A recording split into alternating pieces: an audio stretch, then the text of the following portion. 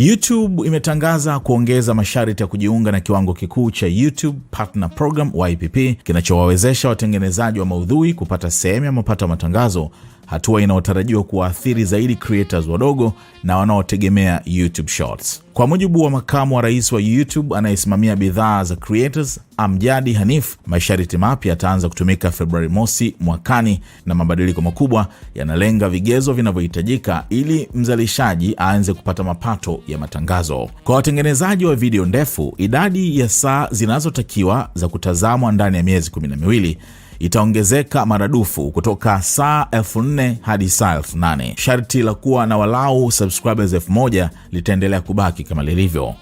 Kwa creators wanaotegemea shorts, watatakiwa kufikisha views milioni 20 zinazokidhi vigezo ndani ya siku 90 kutoka views milioni 10 zinazohitajika sasa.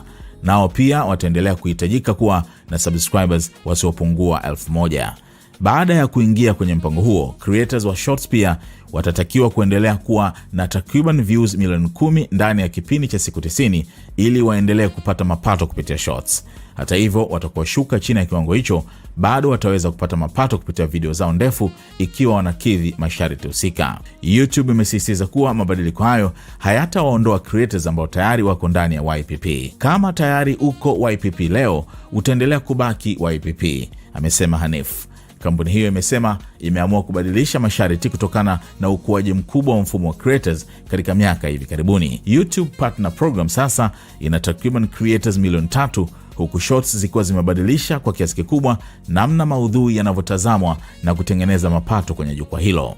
YouTube pia inataka kupanua njia za wazalishaji kupata fedha zaidi za matangazo, ikiwemo malipo yanayotokana na kufikia hatua maalumu, bonus za ununuzi kufikia jukwaa, na motisha kwa creators wanaoanzisha au kukuza trends. Hata hivyo, mabadiliko hayo yanaweza kuwa changamoto kubwa kwa wazalishaji wanaoanza.